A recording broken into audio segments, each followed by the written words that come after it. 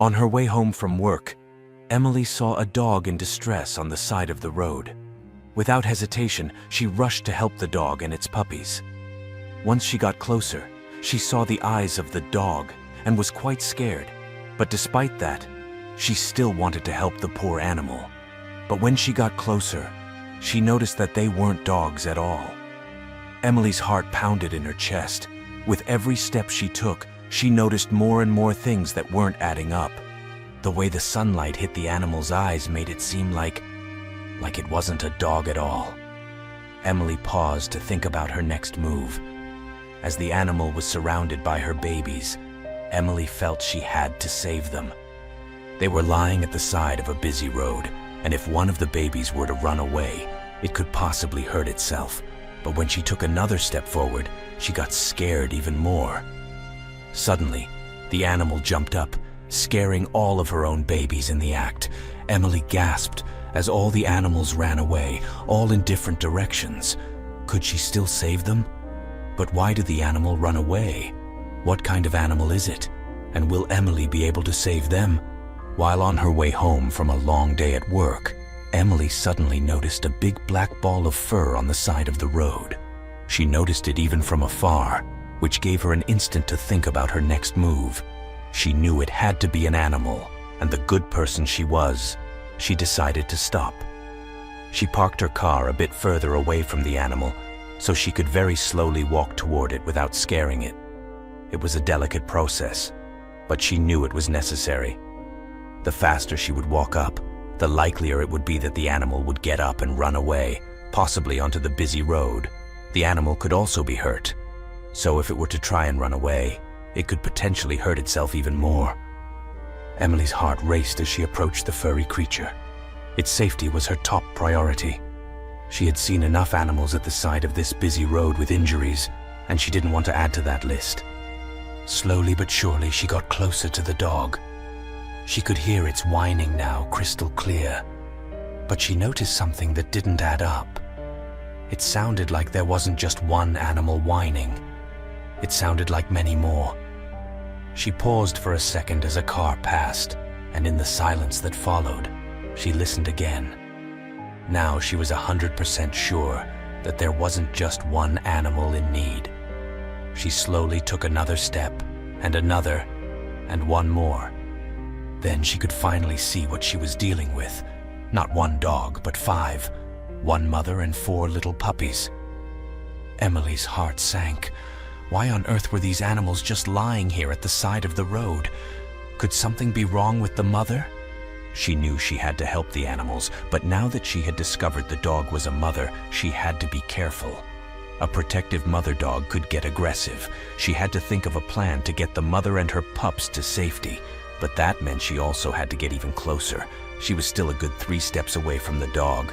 She decided to do 1 step at a time and just see how the dog would react. But when she was ready to take her second step, Emily suddenly noticed something she hadn't noticed before. There was something off about the dog.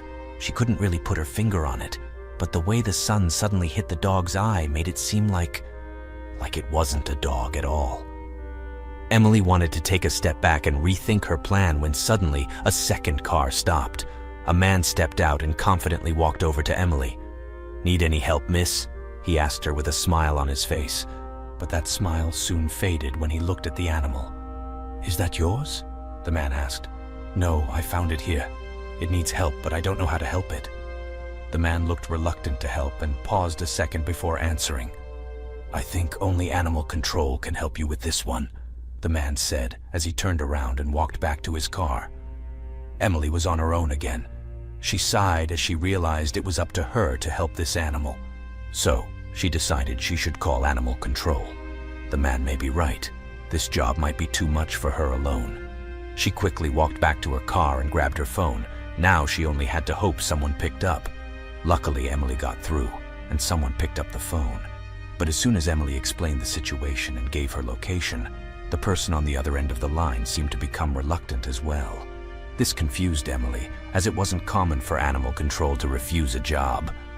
They told her they would be there within the next half hour, but something inside Emily said that that was a lie and that they weren't going to show up at all. she started to get frustrated with the lack of help.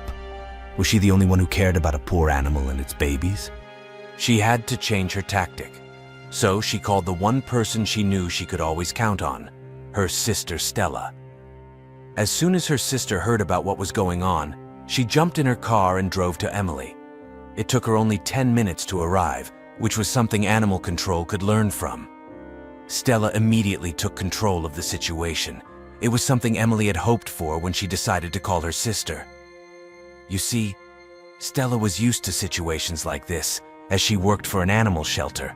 The only thing was that the shelter Stella worked for only took in small animals like cats and guinea pigs.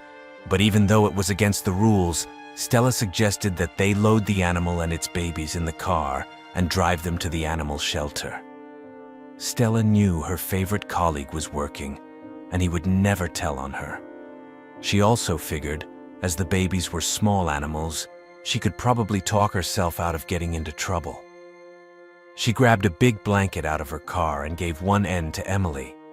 Stella thought it could be best to try and move all the animals at once, so the mother dog wouldn't think they were taking away her babies. Stella had also brought dog treats to try and lure the dog onto the blanket.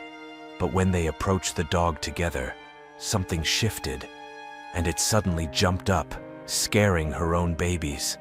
Within a second, all the babies were running around in different directions, and as Emily and Stella focused their attention on not letting the babies run up the road, the mother made a run for it herself.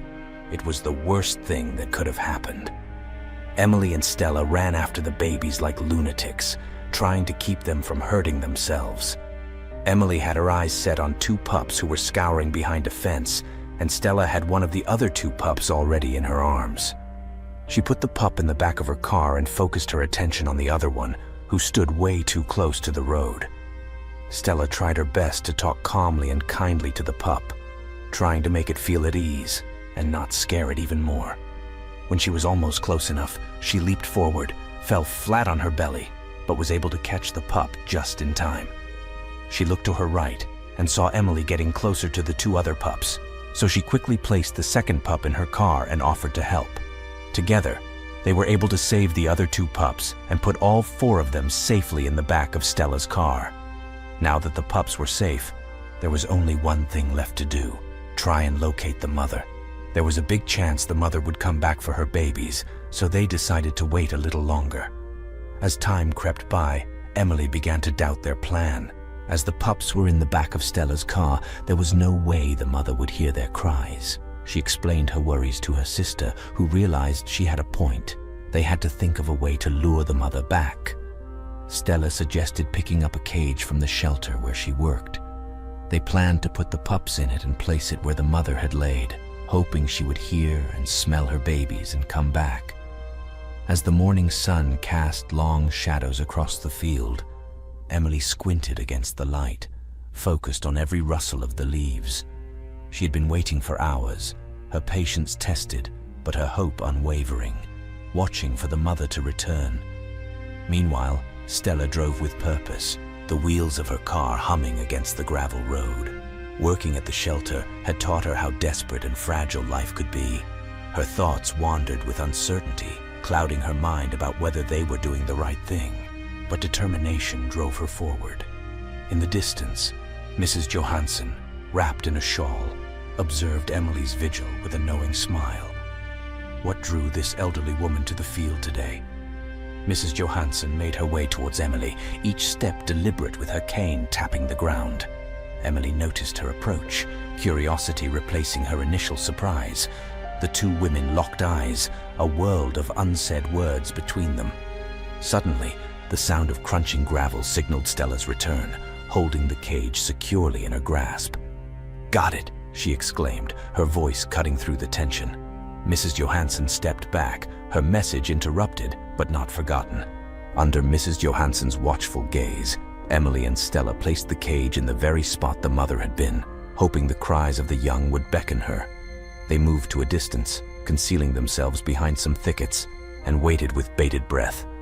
Minutes felt like hours as they watched the cage, each chirping bird or rustling leaf heightening their anticipation. They exchanged hopeful glances, silently communicating their shared anxieties and hopes. As afternoon turned to evening, shadows lengthened and the world took on a golden hue. Then, almost imperceptibly, there were distinct noises, whispers of the undergrowth, a gentle padding of feet. Emily's eyes widened and Stella's grip tightened.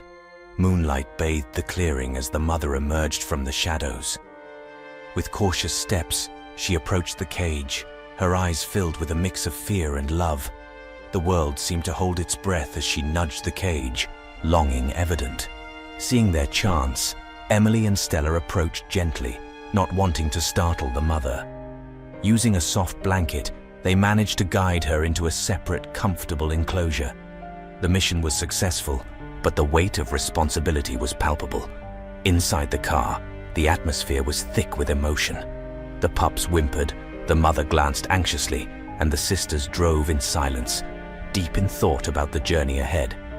The automatic doors of the shelter slid open, revealing the familiar scent of disinfectant and animal feed.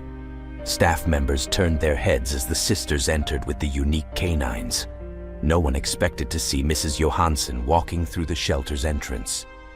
"I believe we have some unfinished business," she remarked, her gaze fixed on the pups. In a quiet corner of the shelter, Mrs. Johansson began her tale, weaving stories of ancient lineages and unique traits. "These dogs," she started, "carry the weight of history." As news spread, the town buzzed with rumors, and local news vans parked outside the shelter, eager for a glimpse of the mysterious dogs. The stage was set for a community day, a celebration and discovery of the Sylvanian hounds, the last of their kind.